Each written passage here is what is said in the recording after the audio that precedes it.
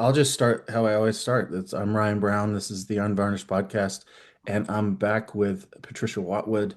Um, a little bit differently this time. Usually, I try to visit your guys' studios and record in your studio, but I'm in Utah. You're in Pennsylvania, and the focus of this is going to be a little different as well because we're kind of like I want to focus on what you're doing specifically right now and a show that you've got coming up, right? It's Yeah, not hanging yet. it's not hanging yet.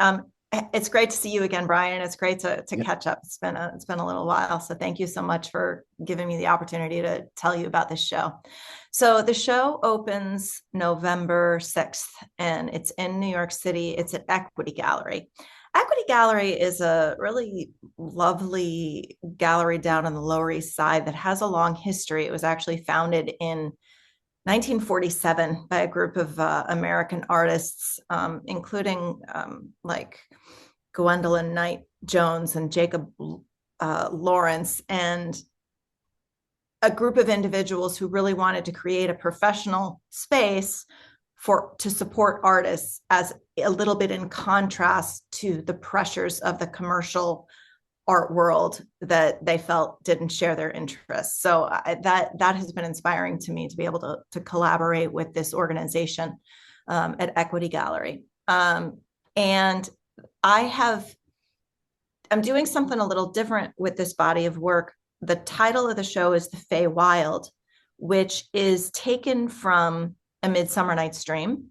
And the characters in The Midsummer Night's Dream that are Titania and Bottom, Puck, Oberon. The fairies are Cobweb and Moth and Mustard Seed and Peas Blossom. These are all these characters that are in Shakespeare's play. But Shakespeare was taking a mythology that was older than he. And a lot of folklore and mythologies have these stories of basically the fairy realm, the fae realm. And so I'm kind of using the setting of the Fey realm as a bit of a meta narrative, talking about what is the world of magic and beauty, collaboration, matriarchy, in contrast to the world as we know it, which is, New York City and Shakespeare. It's the Athenians, Western culture, patriarchal culture, hierarchical. So I've kind of taken those universes and explored them to think about, like, how can I kind of use this concept of the Fey realm as like a meta narrative for world building, for my own personal creative universe of world building, and then thinking about those characters and what are the things that I want to explore and emphasize in that world. And the other thing that's very different about then going there is that is inviting a lot of things that we've also seen in our history, nymphs and satyrs and fairies, but we haven't seen in a long time, right? Like people Yeah. painting satyrs and fauns and chimeras and mythical creatures. I feel like in the 20th century, figuration and realism alone was not done, and anything that was kind of that had that kind of fantasy or magical dimension was even more sort of unpopular. So it's been a real development and change in my work to kind of really embrace this inventive, imaginative world, as opposed to creating work that is kind of grounded in observational realism. So that's interesting because I feel like I don't even remember when it was, but in a little while ago, I got to talk to Bert Silverman, who's Mm-hmm. like Right. the reason I wanted to be a painter. So it's like really amazing. But one of the things I've always been impressed with him with his work was that in a time that not only did not embrace the kind of work he was making, but actually denigrated it, he had the courage and I don't even know if he would categorize it as courage, but he had the vision and the desire and the motivation to make these paintings that it seemingly nobody wanted, right? Yeah. That the art world at large was specifically, fighting against. And he made incredible works that I feel like really captured a time and a message and a humanity. And so, as you're thinking about making this work, you have the art historical context of this kind of narrative, this kind of um, staging of a narrative, the execution stylistically of a narrative that has been in vogue, gone completely out of vogue, has kind of remained silent since it went out of vogue. Um, was there nervousness? Were you, how did you approach that saying like, I'm going to repopularize this? Yeah. Or was there any um, fear of like, am I gonna do this? Then, is there an audience? Can I create an audience? Will I the, all of that fear is still very present because I yeah. have absolutely no idea how this is going to go over. And it was something that was kind of developed slowly as a concept of like, am I really going for this? Like it started with this one painting that I made of a fawn, right? And so then here I am, like kind of trying to figure out how to paint goat legs and fur on a human female figure. And I'm like, am I like really doing this? Like this, like, what am I even doing? But then like I enjoyed that painting and I liked the way that it talked about thinking about what is nature and how is a figure kind of a representation of being embodied in nature, because I think that the fawn kind of represents like the human animal in nature, like more concretely and specifically than like, a man in his pants does. So I really had to lean into it, and with the Fey realm and with like Titania and Bottom, like Bottom has a donkey head. So then I had to solve the problem and the feeling of ridiculousness to be like, yes, no, I'm really going to paint this male figure with a donkey head and somehow like see if I can make that work. But it's interesting to me also that you mentioned Bert Silverman, because he also for me has been long one of my heroes. He's also just such a tremendous, generous teacher Mhm. and encourager. So he's always been really special to me. But he very much represents the kind of figuration that was present in New York when I first moved here in the 90s. Mhm. And so we recognized in Bert this person who had very dedicatedly like pursued his singular vision of figuration and observation and his beautiful craft and keeping that figurative tradition alive, right, for decades in the Yeah. sort of dark ages of figuration in New York City. But it also represents the kind of the only I wouldn't I want to say only the only kind of representation or figuration you were seeing at that time was still observational. So if there were nudes, it was like women in bathtubs. Right, If right. it was people, it was figures in a restaurant. And Yeah.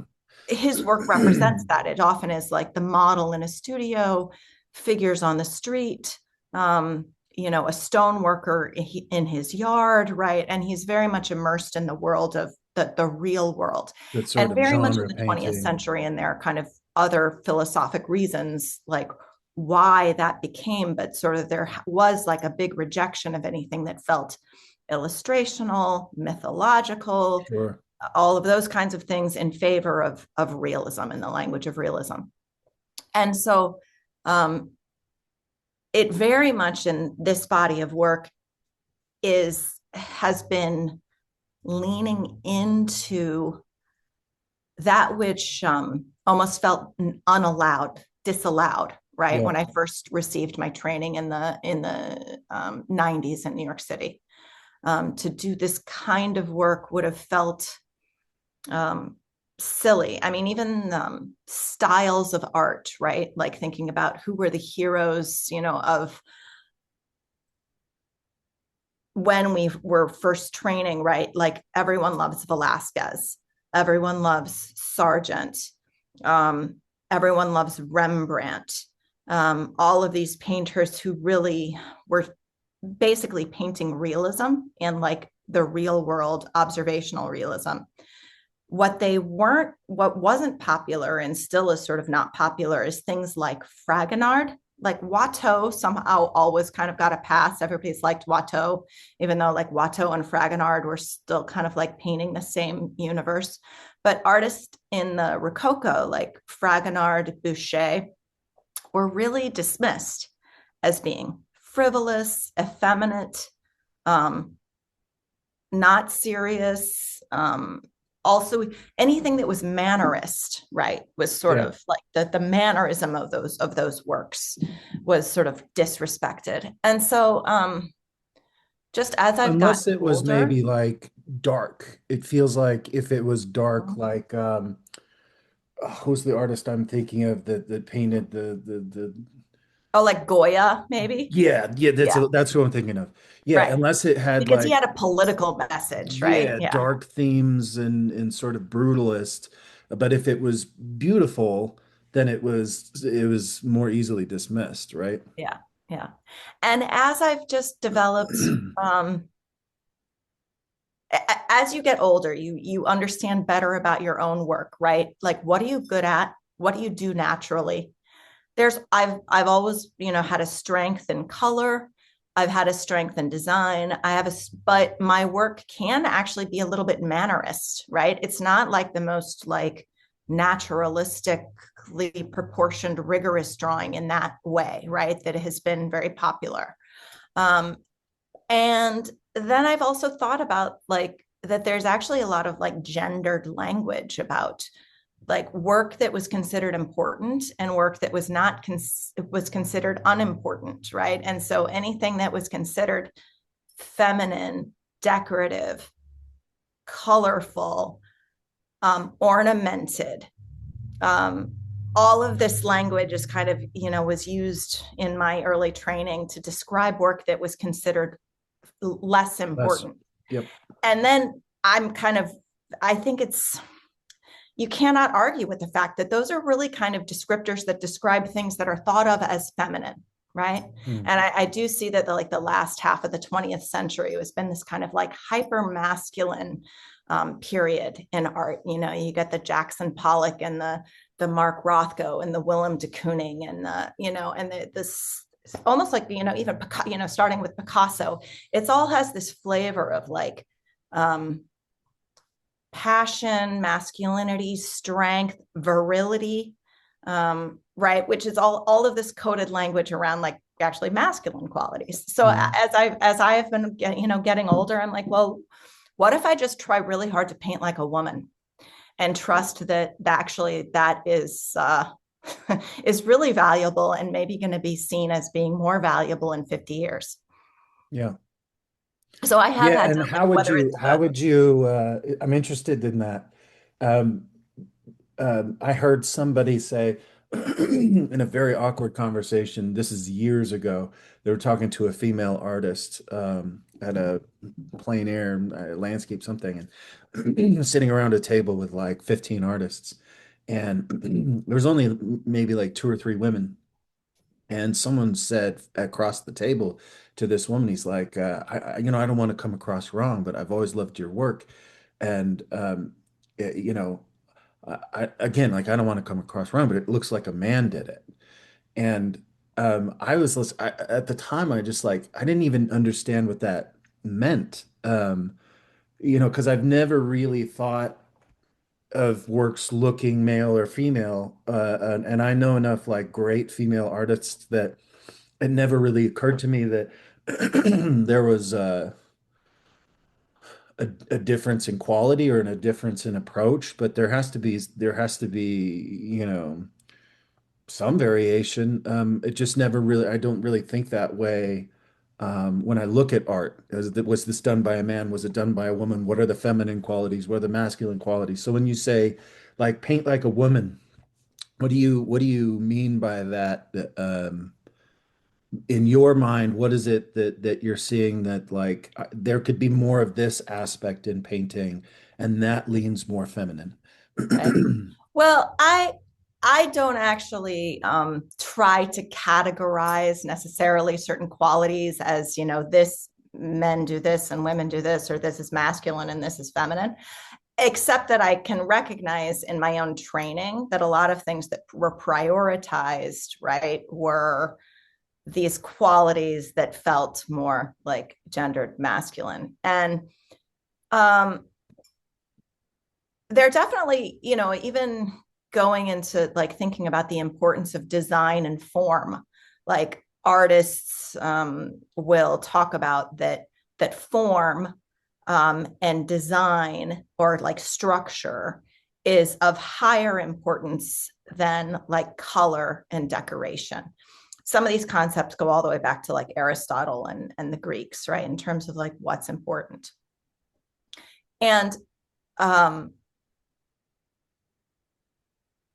on the other hand, work that is seen as or things that have been identified with like women's arts are things that are like decorative, craft, um, things that are, or that terrible word pretty, right? Like something being pretty as opposed to something being beautiful, Yeah, right? Like that might be the kind of language that they would say, oh well, that's more feminine, yeah. that's more masculine. Sentimental. They all kind of become absurd at a certain point.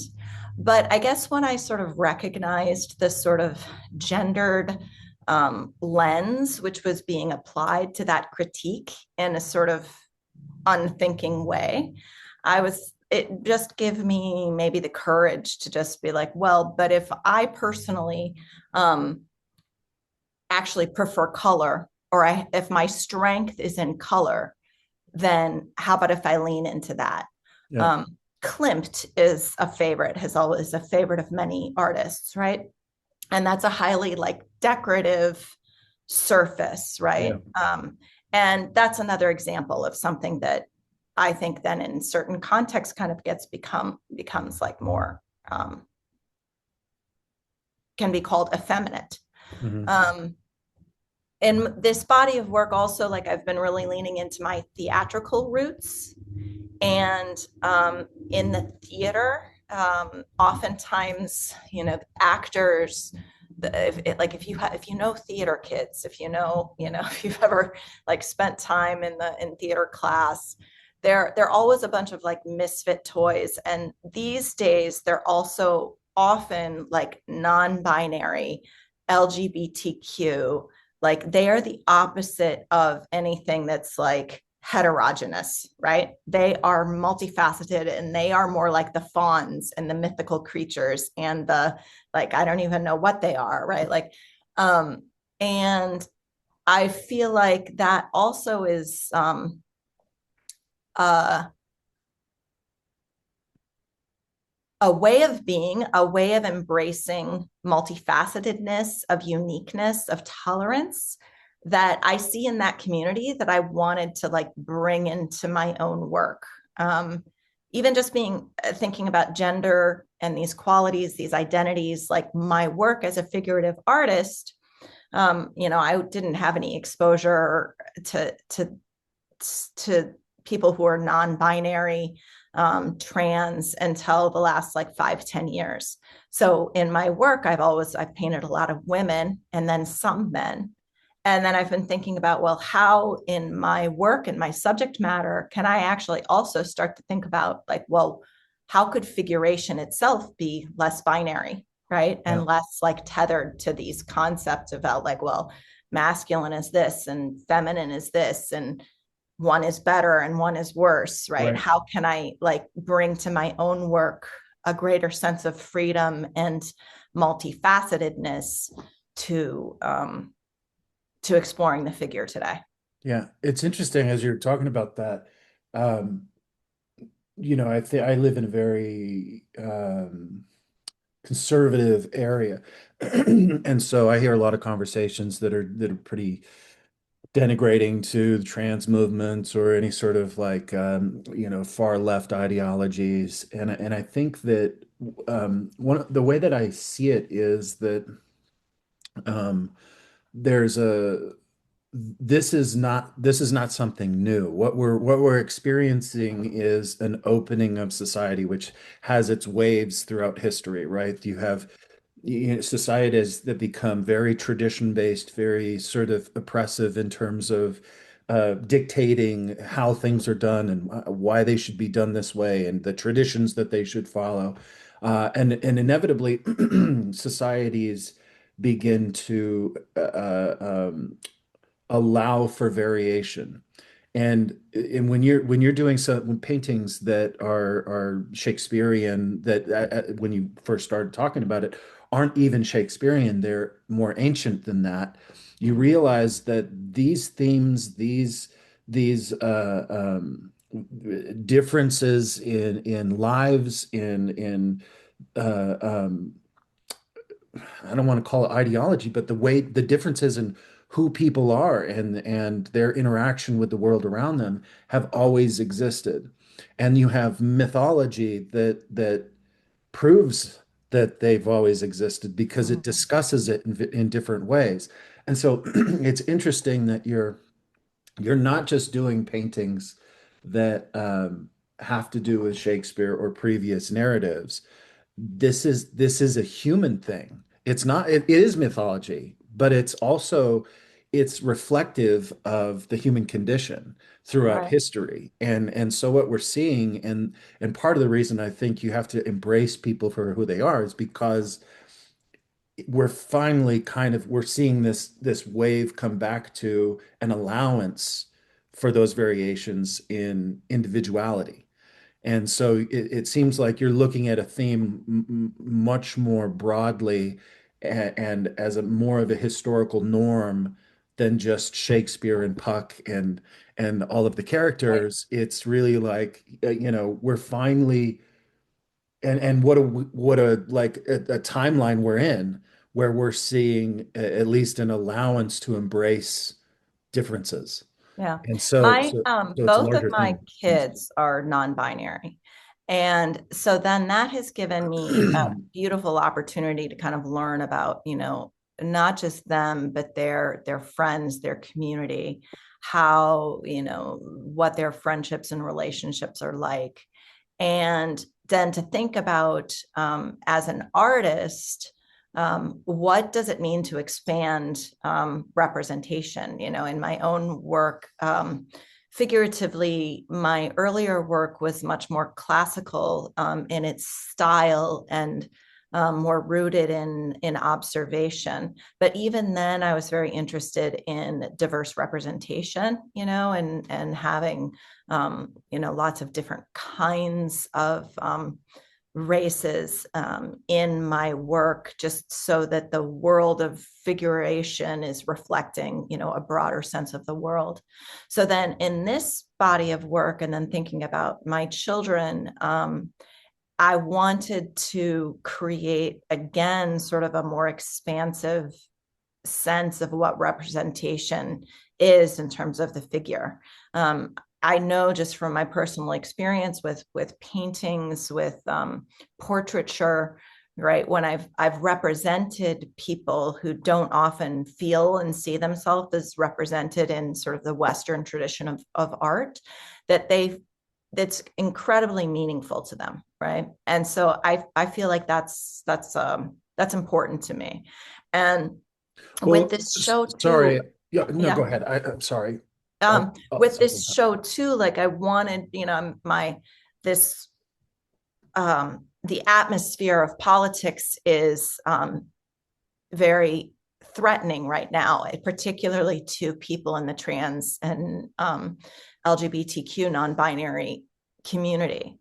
And so with this, thinking about what are the narrative themes, part of what I feel like is my task is to imagine this alternate universe in which all of those different identities those different ways of being are protected and safe and valued and experiencing, the freedom and the magic and love that everyone deserves in their life. And so it's been I do often think about with my paintings.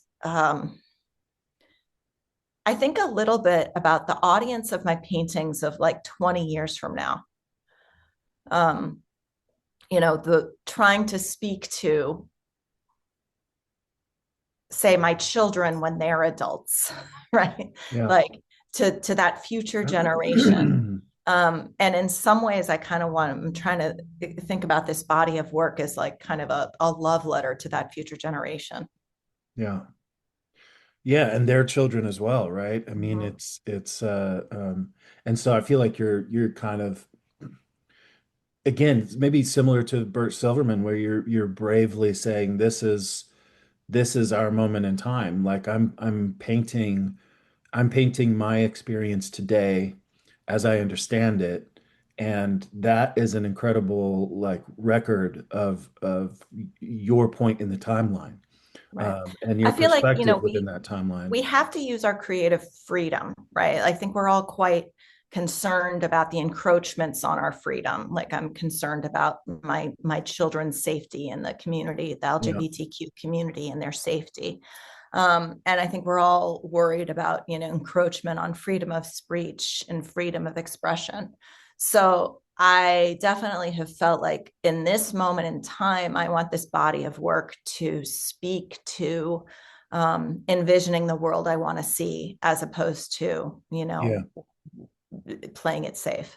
Which is, I feel like, also like a great tradition, like Norman Rockwell painting the black Mhm. family moving into the white neighborhood, and I was just at a church meeting in Salt Lake, and they shared a message of like they'd started putting paintings of is they spoke specifically of a portrait of a young black girl in one of the temples, and this black family coming through and just weeping in front of it because the response was, I never thought I'd see someone like me, and it's the same with film, right? I never thought I'd see someone like me up on the big screen, and so I think what you're doing is giving a larger voice to a community that is, like you said, in danger, and has like legitimate um, um,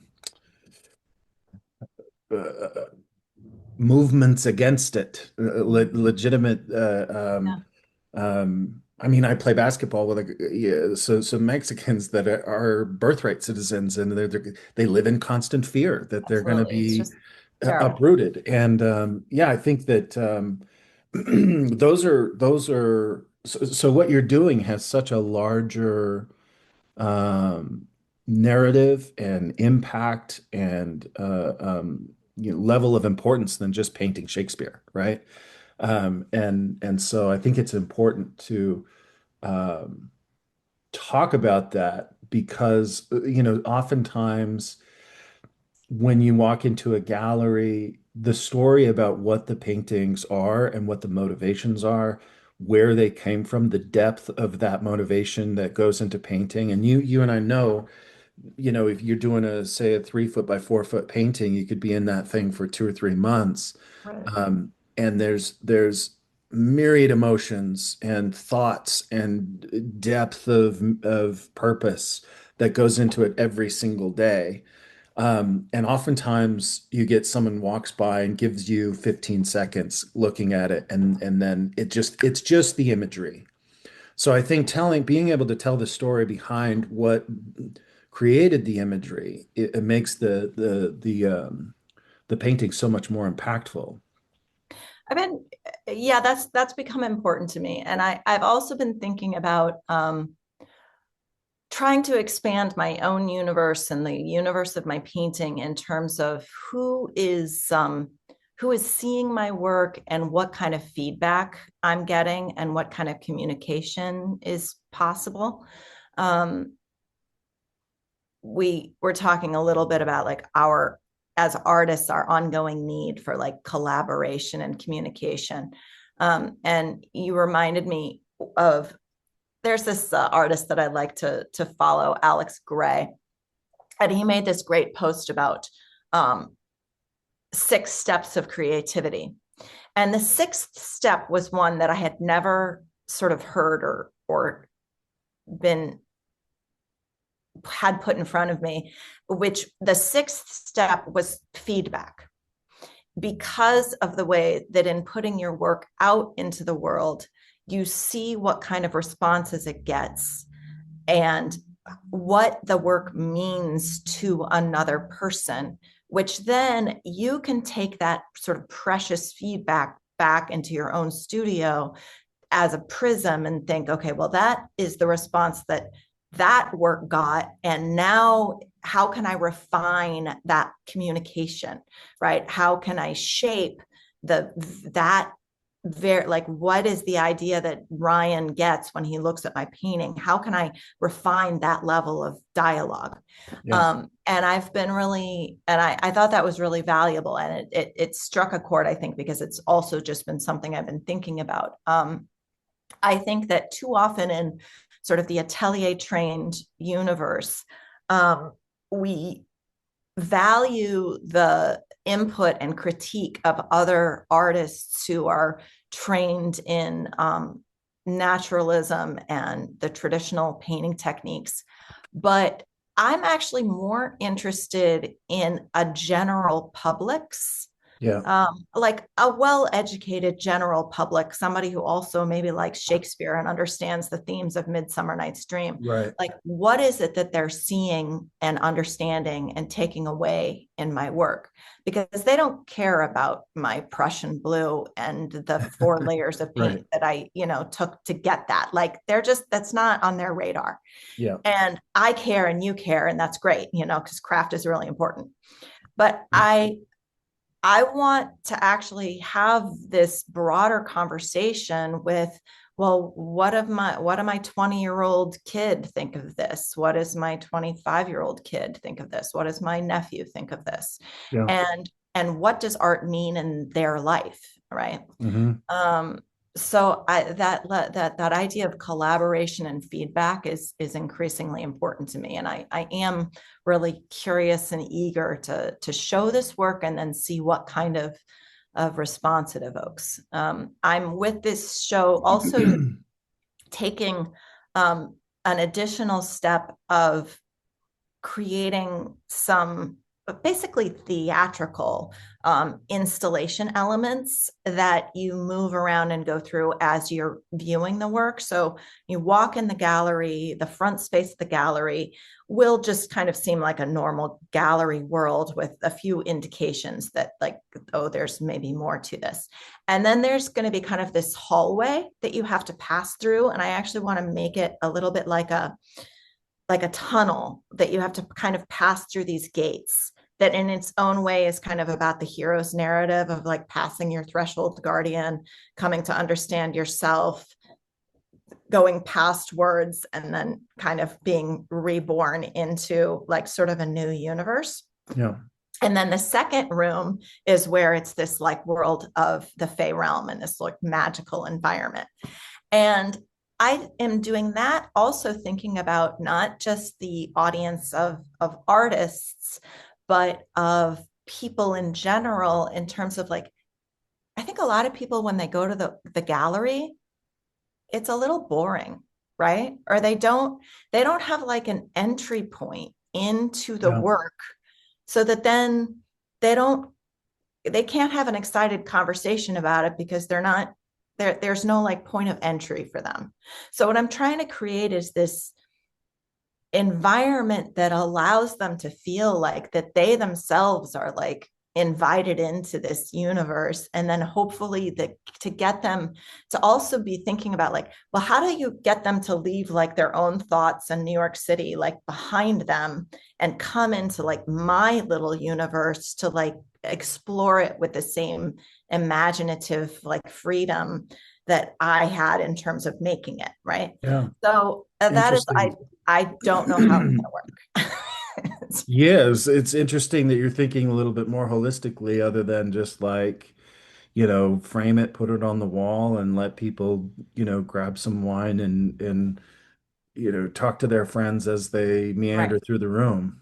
Yeah. I want them to sort of travel through the show a little bit like it is kind of a little an experience, a play that they are sort of like Hmm. moving through, and then hopefully having like different narrative points on their journey. And there's even there's an installation I'm doing in the back garden, which has no paintings at all. It's a swing, and the print it's takes from Fragonard's Swing, right? The famous painting by Fragonard, but also is about just having a physical experience of joy, right? Like how can they Yeah. themselves, like with their own bodies, like participate in this project?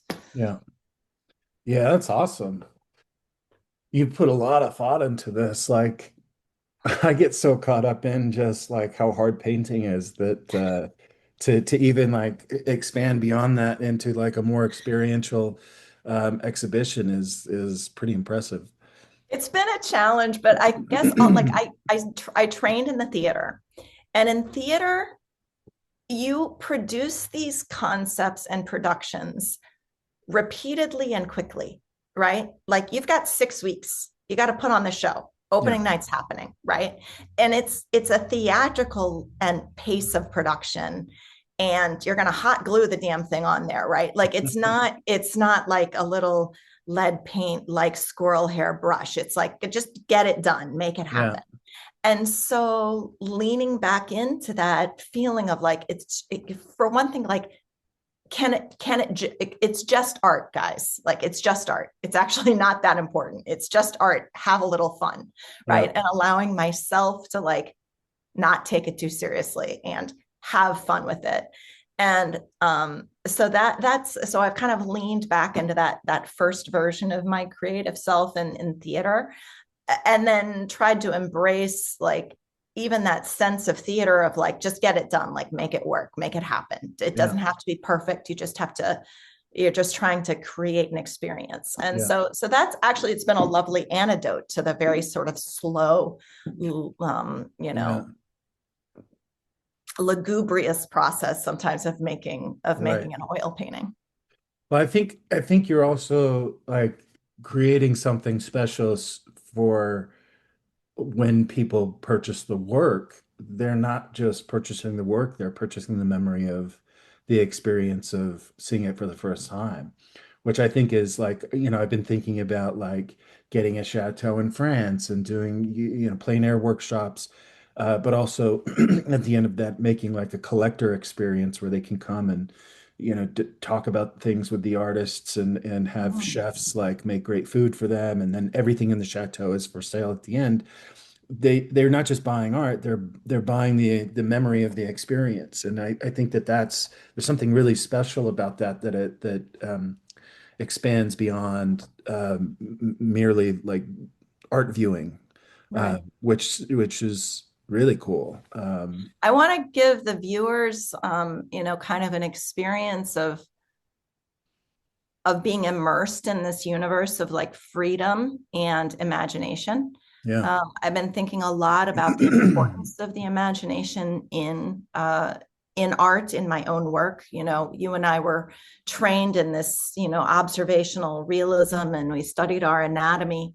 But in the last 5 years, although it's been longer than that too, like increasingly my work is generated from imagination in terms of the backgrounds and the composition. And I'm still working with models. I use photo more in my process. I also have lots of elements that are like that I'm using something visual that I'm looking at. But more and more, there's a lot of parts of my picture that are completely just from imagination. And I've been thinking a lot about, the universe, like the world that we live in and the problems that we need to solve. I think that the imagination is incredibly important. And so as artists, it's like literally our job to like exercise that muscle of imagination and know how to use it well and Yeah. inspire others to use it well. Yeah.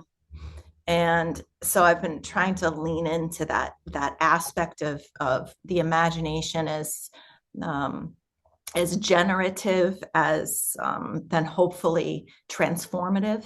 Hmm. Um, and I want people in viewing the work to get that sense of the freedom and the possibility and the potential in the in the realm of the imagination. I think that's I feel like that's how I approach painting conceptually because although I don't want to call it stylistically, but thematically, I don't know. I love naturalism. I love the human aspect of our shared human experience. I feel like the closer it resembles our shared human experience, the more potential it has for clear legibility, visual legibility. But but also I have painted from imagination for so long. I always share the story in Florence. I spent 11 weeks on my first portrait, and we had a chair that was, a nice shape, but it was ratty, and we found it in a dumpster. And so every morning we would have to set it up again because we were sharing the studio. And so we had this red velvet that we would tuck into and around the shape of the chair, this red velvet sheet. And so you could see the shape of the chair, but every day the folds were very different and chaotic and whatever. So at the end of this 11 weeks, I decided like, well, it's a very elegant pose. It's a beautiful model. I'm just going to make up a wood trim on this instead of having the random, Right. drapery. And so I did. And at my final critique, all they could say was how insincere my chair was because it wasn't done specifically from observation. Right. And I just never subscribed to that. I just thought like, yeah, but for the service of the painting and the service of the idea, if you need to invent beyond whatever your reference is, whether your reference is from life or from photos or whatever, you have to allow your artistic motivations to find a way. And oftentimes that comes from imagination. You have to just let your imagination take over where life isn't giving you the information, where your reference isn't informing it. There has to be a source of information, and that oftentimes for me is imagination. I Well, feel like, also, I mean, I think that the world around us is really quite limiting, right? Like the world around us is like wanting.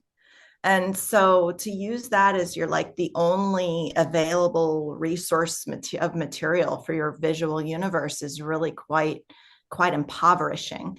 yeah, And like your story doesn't surprise me. That sounds so familiar. I think we were trained in a time where that kind of observational rigor and also just like naturalism, like yeah, it's cool to paint a ratty chair, man, right? Like, yeah, everybody loves like Antonio Lopez Garcia and his like, yeah, painting of a sink, right? Like that kind of, it's gritty, it's realist, it's like, they just yeah, love that. But it is in its own way kind of a straitjacket, right? You're yeah, like, well, what if I don't want to paint that ratty chair? I mean, yeah, also like then the narrative, the storied content of your painting is of a ratty chair, which right. that it's becomes its own poem, its own philosophical statement, Yeah. right? It really becomes quite a straitjacket. You don't want to feel like the artist was subservient to anything but the idea.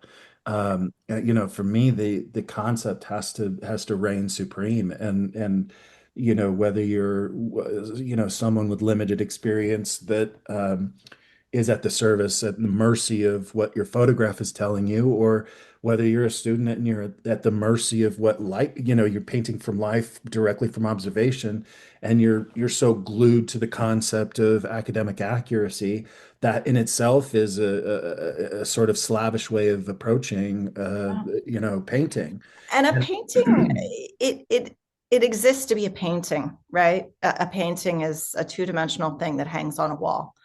And I think that there's so much freedom potential, in those paintings. And in a lot of times the work that is a little bit more open, a little bit more less resolved, allows more space for kind of the poetry and the imagination. I was just at MoMA a few weeks ago, and I was looking at Picasso's painting A Boy and a Horse. And it's really a very simple painting, right? And if you like looking at it from the lens of the anatomy, right? The horse is too small and the boy's like, not very well developed, in terms of the drawing. And it's perfect, right? Like it actually, if he'd like applied more academic rigor to the subject of the boy and the horse, the whole thing would have fallen apart, because it doesn't make any sense to have a naked boy leading a horse in the middle of kind of an empty space, right? yeah, It's a mythic idea. And in yeah, order to express a mythic idea, you have to express it in a way that is not anchored to the universe of naturalistic realism. yeah, And the pictorial language of naturalistic realism, it has like, everybody like, so we have all these competitions, to like, make sure everybody's like painting of the drapery is like as yeah, good as it can be, yeah. but it doesn't allow for a different kind of pictorial language. Yeah. Um, and I, the I've talked about it in the past as the difference between journalism and poetry. And I think Mhm. that the academy, it teaches you great journalistic skills. You get to say, this is what I observed, and here's the factual evidence of what I observed. Right. Um, maybe at the end, when you're a little bit more sophisticated, you can infuse a little bit of opinion and emotion into your observations. But ultimately, it's a record of what you observed, and and I feel like what you're talking about is a concept that you dreamed of, that you then find ways to visually represent, and so then you're looking for elements of observation to fit this, but the observations that you're searching for have completely different motivation of, I need to find information that allows me to more fully tell this story. But it's Right. not, oh, I saw this thing. It's not a report of, I saw this thing and here's what I saw. It's, I have a story. Now, how do I inform it? And Right. so, from that standpoint, that's what excites me about art, about creating art, is starting with a concept, starting with a feeling, and then finding ways to inform it. And I've always thought about it as like I've always thought about the language of like fiction versus nonfiction, right? mhm, And there's figuration, going back to like where we started with Bert Silverman. The language of figuration in the late 20th century was kind of the language of nonfiction, right? The observed, the yeah, real world around us. And I just don't, that is not my subject, and the longer I live, the more I understand that is, I get this, I'm like, half of my brain exists up in this dream, like, spirit plane. And I'm trying to like take messages from there and like bring it down into my studio. And at a certain point, I really realized that in order to express that kind of dreamlike quality, that more expansive quality, that there were certain things about fidelity to naturalism that actually had to be sacrificed, yeah, right? Because they bring things down into the world of nonfiction, and suddenly are asking, why is that naked man sitting on a rock, right? yeah, And the yeah, second then you've lost your narrative, you've lost your um, the the the willing suspension of disbelief about being in this painted world. Like Picasso with the boy and the horse, you're willingly accepting that this is somehow a coherent image, right? Yeah. And in this, in the Fey realm, in the Fey wild, the paintings that I'm doing here, another thing that I'm really pushing is color saturation, and also a much more like theatrical use of lighting. And so that often is motivated by design. Like, I want this element here to be the primary focus. And so this like has this strong light, but I also want this element back here, but it needs to be really quiet, not pull focus. So I'm going to pull it into this very like blue light and make a just use a little bit of information and silhouette. And none of that has to do with observed naturalism, right? Yeah. Like it's a very theatrical and kind of like more dreamlike, thinking about the universe of dreams and imagination. Um, and that too has been required me to kind of push against a little bit my um, internal sort of guiding set of rules about what one should and should not do Yeah. in terms of the construction of an image. Which takes, again, so much courage to break out of what you are comfortable with, what you know, having painted for so many years. I know this will work if I just go about it the same way I've always done it. It's going to be nice. You know, when I was younger, it was oftentimes thoughts of what are my peers going to think, and what are my heroes going to think if you know anyone that I respected, saw it, are they going to accept it? Are they going to like it? That sort of fear of peer review, which isn't direct, not what are they going to say to me about it, because they'll always be nice, but what are they going to say to everybody else about it?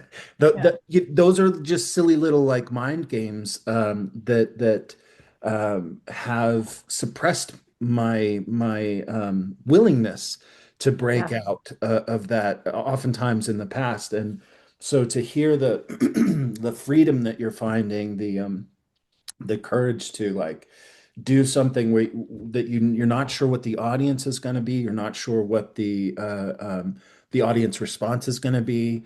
And yet you've taken all the time and thoughtfulness and purposefulness and been willing to put this into the show and just like sit back and say like, it is what it is. Like Right. this I, is me, and who take it as it is. in some ways I feel like it's just maturity, and the person that I was in my 20s, and the approval that I was seeking in that at that time, it's farther and farther behind me, and it's become easier and easier as I feel just more grounded and settled in like Yeah. who I am as an individual, to be like, actually I don't care what they think. Yeah. Like I don't care. And I Yeah. actually kind of think that most of them aren't going to see it. And if they don't, I don't care. I don't care if they like it, which Yeah. my younger self could not have said. Yeah. And I think actually this move, like I moved out of New York City a year ago. And I think that has actually been very healthy for me in terms of just like I like to say, like I can't hear New York City in my head anymore, Yeah. and those peers and that pressure, and I feel a lot more quiet and space around me um, to just go into my little universe and make my work. And I think it's also kind of an aspect of maturity to sort of like, well, like this is what I got, guys. Like, Yeah. at a certain point, you stop trying to make yourself into something, and you're just like, well, I just am what I am, I guess. Yeah. And so just trying to do what seems fun, what seems to come naturally. Like I'm trying to do things that seem fun. Like, oh, that seems fun. Let's do Yeah. that.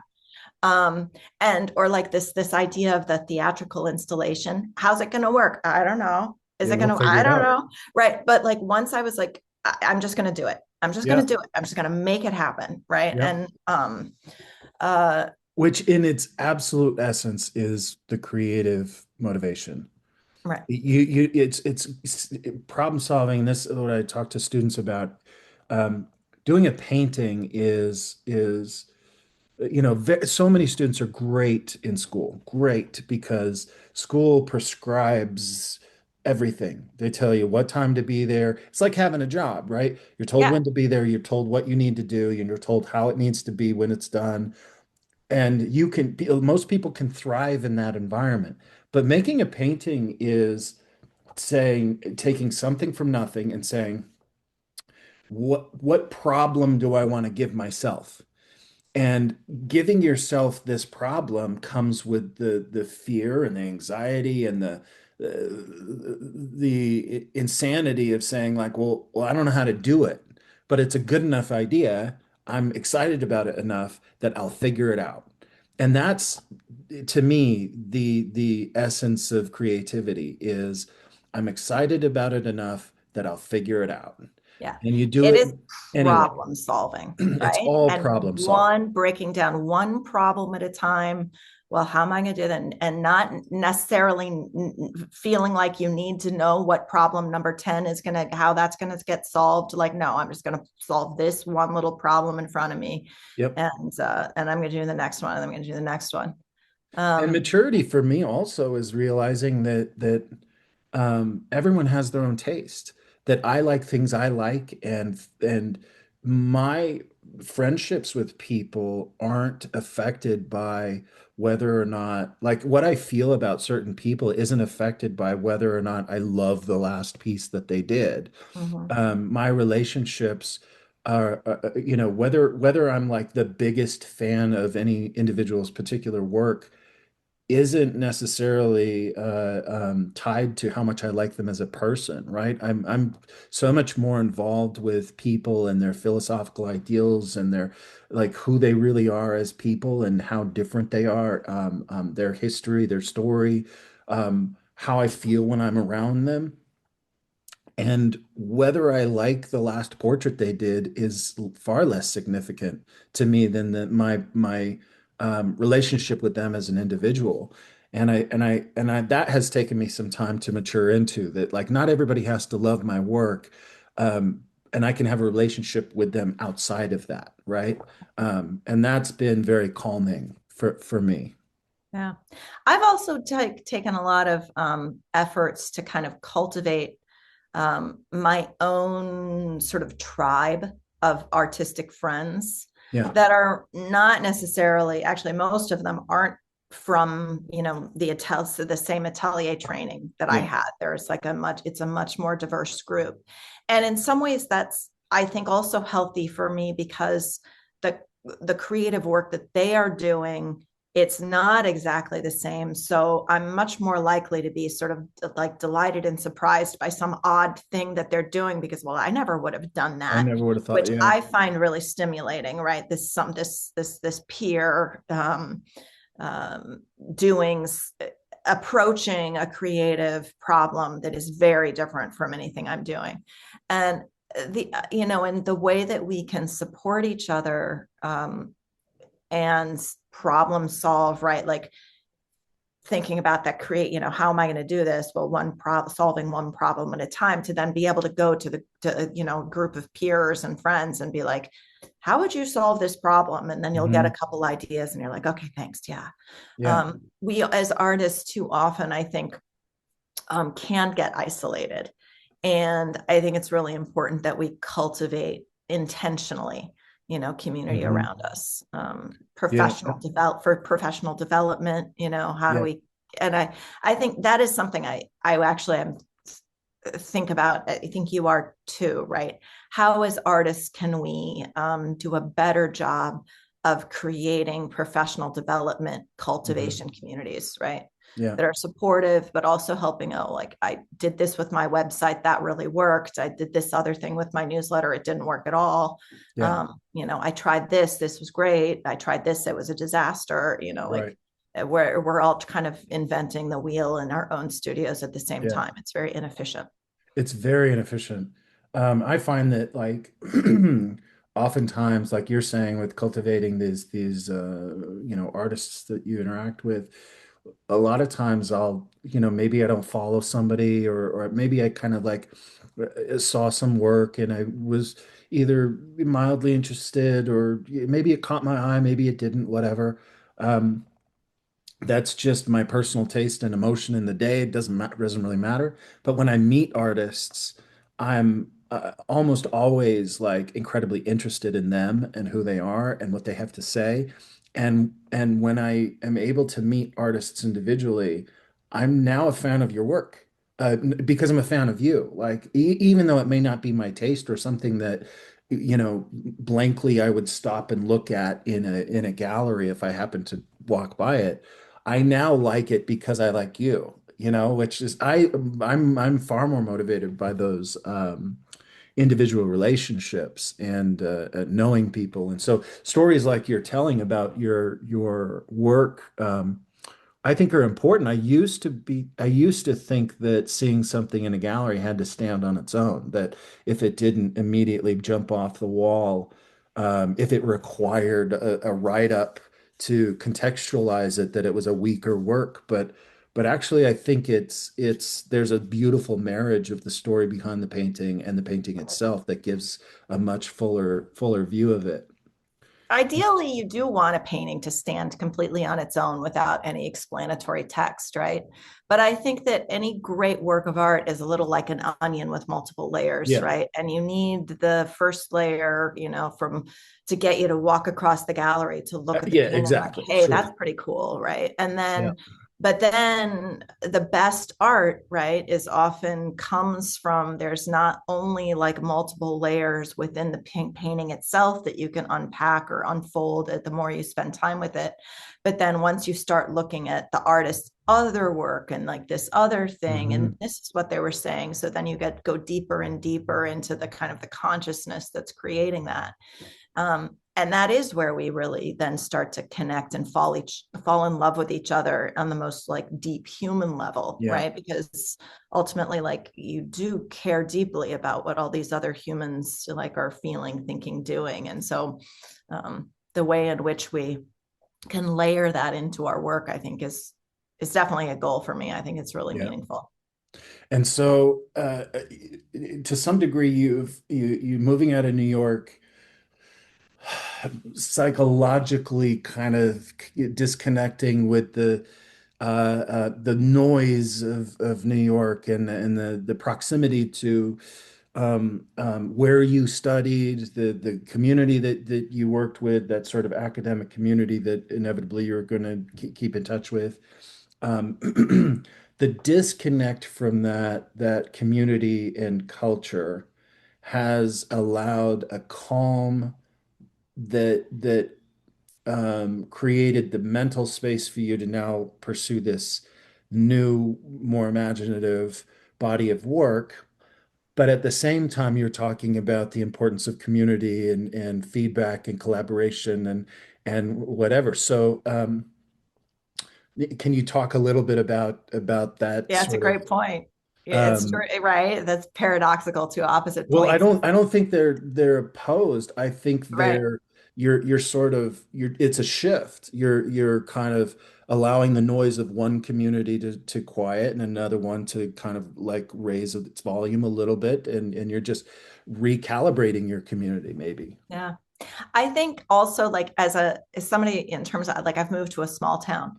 And when I was young, I would have been very uncomfortable like living in a small town and I needed the sort of the hubbub of a big city and even the anonymity, right? That you can kind of like, well, I'll try on this personality or am I this or how do you shape yourself, right? And to sort of do all of that without feeling like you're being totally observed by everyone all the time.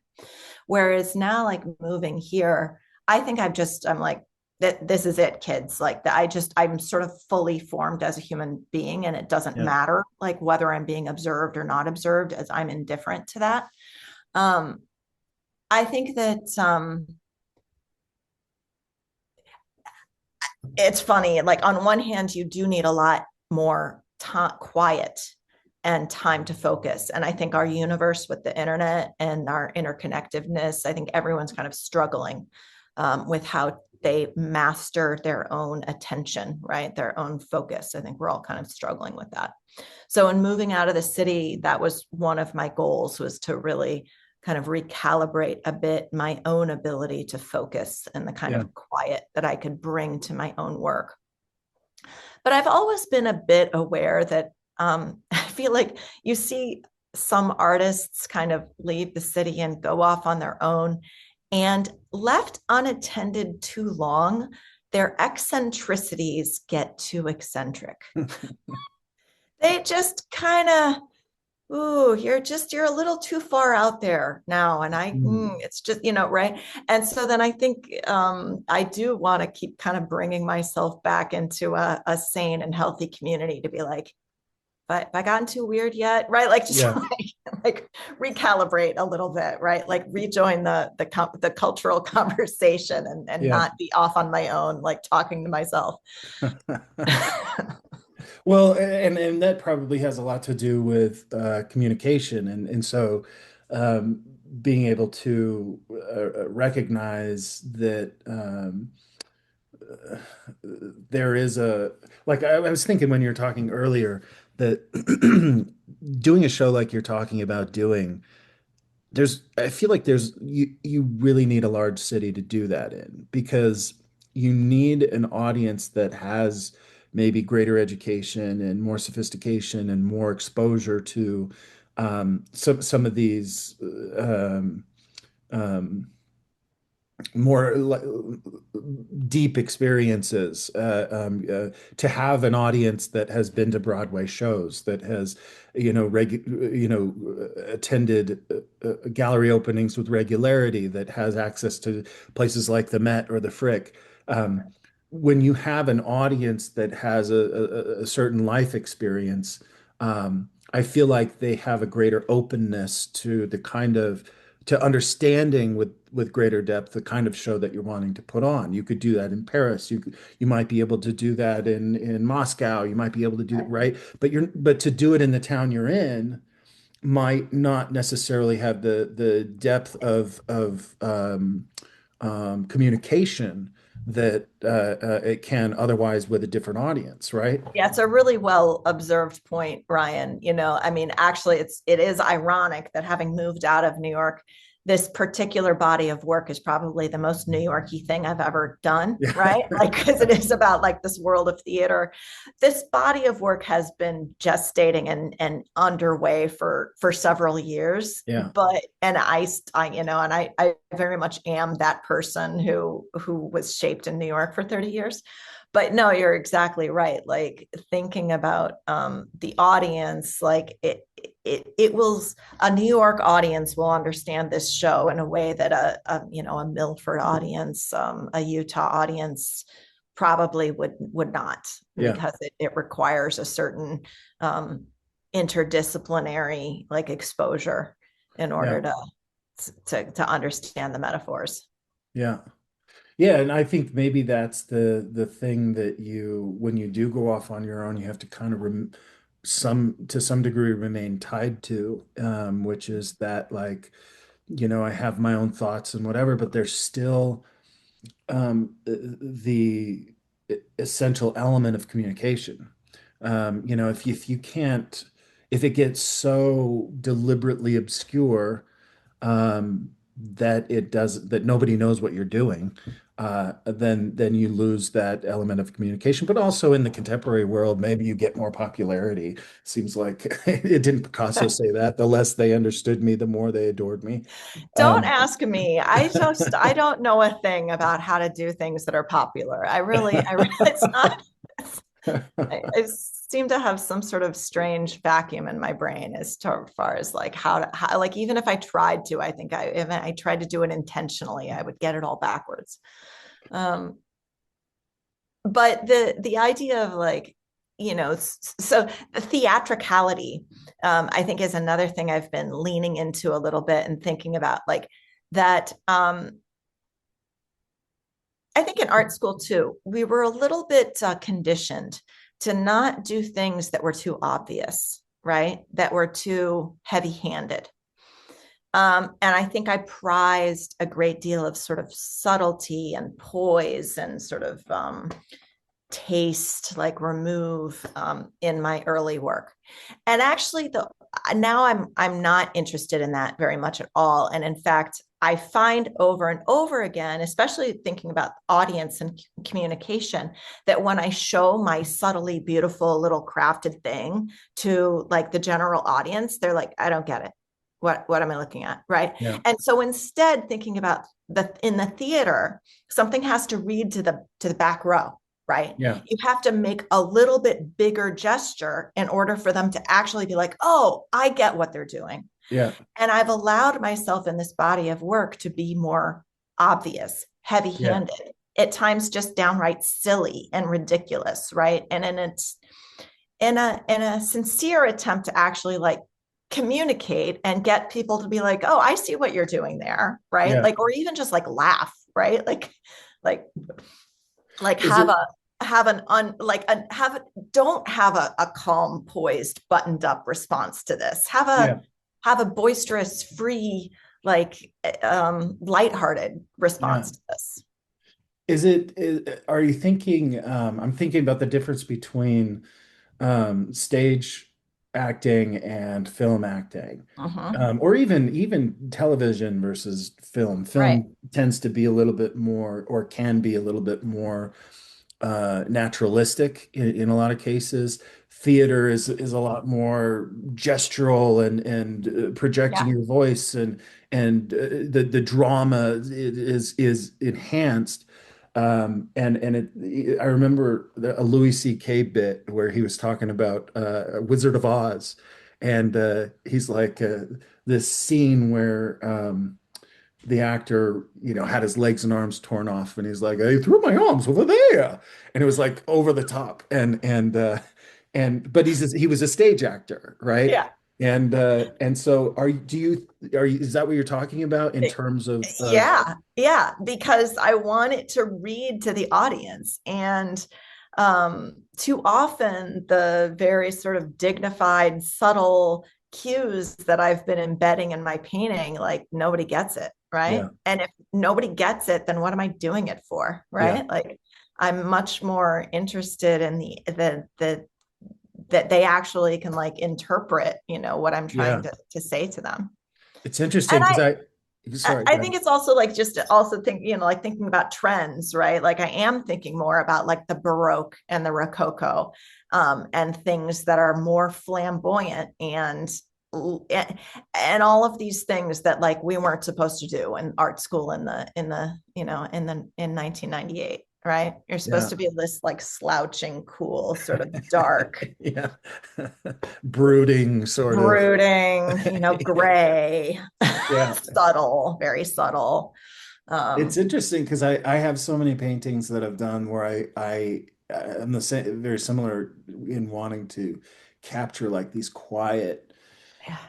um internal moments. A girl reading under Nobody cares, right? a They're still in your closet. tree. They're still Uh-huh. yeah. But to me, Nobody it was cares. like I read this book years ago that was about creativity and how books can expand your world and this the daydreaming that allows you to like just create your own like existence. And so I'm painting this girl reading under a tree.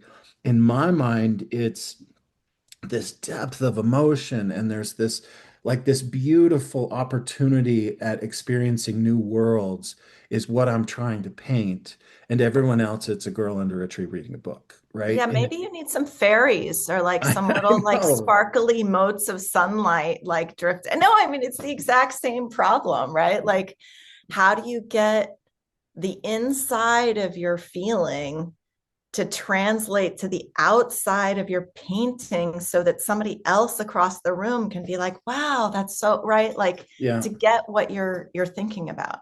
And I think that for too long we have been too subtle and perhaps also not quite brave enough. yeah, And the communication of those emotions of the feeling you have about the girl reading in the sunlight under the tree is actually more important than the image of the Mm. girl in the sunlight under the Yeah. tree, Yeah. right? And that it's our job as artists to convey your feeling about it. And in order to convey that feeling, you might have to break more rules Yeah. of from the traditional language of realism that we've been given. It's interesting because I was talking to another artist a couple of days ago, and we were talking about, writing a novel or creating a film, and the the effectiveness of those mediums is the length of time it takes to ingest them.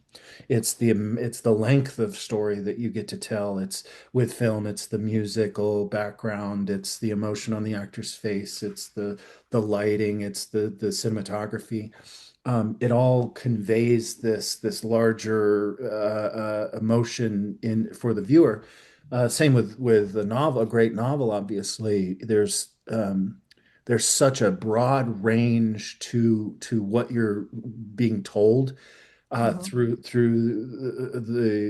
the pages, through the 3, 4, 500 pages of the narrative that gives you that broader picture. In painting, it's a snapshot. Yeah. And so if I could have written 25 pages on why the girl is under and why in that space and what brought her there and where she went afterwards, and had some string music in the background, and then a a, a a daydreaming montage of what she was thinking about when she was reading. Well, then of course it You could becomes really get them crying by the end of this story. absolutely. Yeah. But when it's just a girl under, Yeah. the thing reading, and I have to be, brutal with myself and say, I don't know that as much as I paint from imagination, as much as I like think about these things and consider these things, I don't know if I actually have the imagination to paint that Mhm. in a snapshot way that the medium of painting provides us. I don't know if I can do what you're doing right now and imagine that, or even have the freedom, maybe. I still feel I have certain blocks that wouldn't allow me to paint the fairies or whatever it is that I thought she was dreaming of at the time, and have that as like a little like I don't know. I don't even know how I would do it. I can't. I still think so much in terms of naturalism and um, realism, whatever you want to call it. That I'm not sure that even though I think that way, I don't know that I could translate it to this medium of painting. I think I've been cultivating this skill in myself slowly over a long period of time. And to be honest, I talk about it in my book in terms of like intuitive sketchbook projects like watercolor, um, concept sketches, allowing myself very small scale, unimportant works on paper, um, process oriented things that are much more about like play and color and just what happens if in terms of my artistic creativity, then allowing those concept sketches to kind of go where they will. And, in this, like the Titania and Bottom and Midsummer Night's Dream, and then, well, slowly over time, kind of creeping back towards it seriously, thinking, well, like, what if I really did like lean into that? Um, and developing also more practices that are more, I really use my intuition and my instinct in terms of like brushwork, color, texture, surface, experimental things, and leaning into like, does it feel good? Like literally, like does it just give me joy? Mm. How is that feeling as I'm making it? And so, on one hand, developing that. And then on the other hand, thinking a lot about creativity and fear and how do I master my fear? or my sense of vulnerability, and coming much more to peace, like not that I've mastered it, but with the idea that my feelings of fear and vulnerability are not something that I'm ever going to fix. They are part and parcel of the creative process. And Yeah. instead, can I just like look them in the eye and be like, watch me, right? How can I build up my muscles of like resilience and intuition, and even just like, you know, I know you're here with me, like prayer, like, what am I doing? Right. Like, Hmm. help me. Like, and then just try going for it, like just Yeah. trusting that. And is it going to work? I have no freaking idea. Yeah. What's going to happen? I don't know. But I can say that my feeling about my work, my happiness in my work and my studio, my sense of connectedness with who I am deeply as a Yeah. person and what I'm here for, like in the largest sense, like as an artist, all of those parts of myself feel better nourished. They Yeah. feel, and so then that also makes me feel more resilient, more positive, more hopeful, more optimistic. And then that in itself gives me more energy to like Yeah. stare down that demon of fear and be like, you sit over there because I got some shit to do, you know, like, Yeah. Yeah. and it's taken a lot of soul searching. It's taken a lot of um research and work, like how do I do this. Yeah. It didn't just happen by any Sure. stretch of the imagination. Yeah. I very much consciously set about like, I want to go there, I'm not quite able to go there, how do I work on all of Yeah. those things. And it's been a long slow development. And and right now I just feel very grateful. I feel grateful for the energy and creativity I've had in putting into this work. I feel grateful for the opportunity to have a space to show it, to tell people about it. You know, Yeah. nauseously optimistic about how it's going to go. But what are you going to do? What are you going to do? I love it. I love it because you're you're lighting candles to the gods of creativity and freedom. And I feel like I'm sitting at the altar of fear and self-loathing. I'm, I'm Well, I diving. know that altar well. Yeah, it's I love that the yeah, I'm so inspired by that sentiment. Everything you're saying is just it's what you would want for any artist that says, as a young person, I want to be an artist, is to find their way, however they can, to exactly what you're saying, to that point in life where they have the self-confidence, the maturity, the self-love, the self-acceptance, and Mhm. the embracing of a willingness to share what's truest to them outside of fear. Yeah. And I think that's rare. I think that's really, really Self rare. acceptance means also letting go of a lot of things that you can't do and you Yeah. can't be. And Yeah. there's a lot of artists who make fantastic work that I kind of wish maybe I could make. And Yeah. guess what? I can't, you know? And I Yeah. I can't said get that their to likes on Instagram either. That's not my path. yeah. Um, and instead, you know, I have actually been in moving here to like I've been working a lot on frankly joy as a practice, conscious of the ways in which like when I have joy, when I have like health and like joy and peace in myself, then I am able to like make work, Yeah. right? And produce work. And I have the bravery and the resilience to bring this stuff up out of me. Yeah. Um, and it almost feels like it's hard to give yourself permission for that. The world Yeah. is full of like darkness and misery and people struggling, right? Yeah.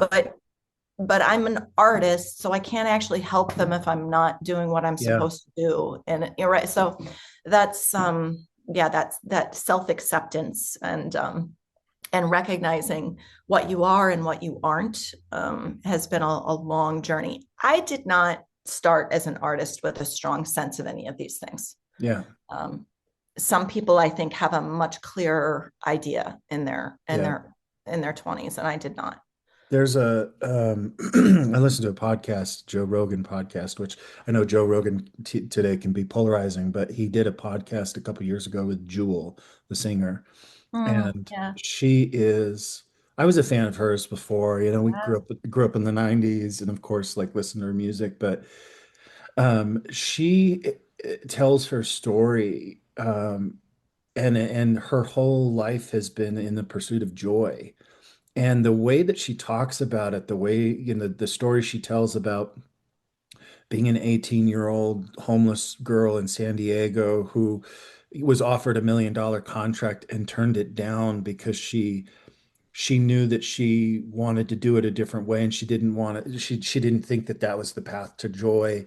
And so she signed a different contract that gave her very little money up front, but the biggest back end of any contract up to that point, and how it obviously turned into a massive windfall. But then her mother steals like $100 million from her, and she laughs about it. And her story is like, if you haven't watched that podcast, Yeah.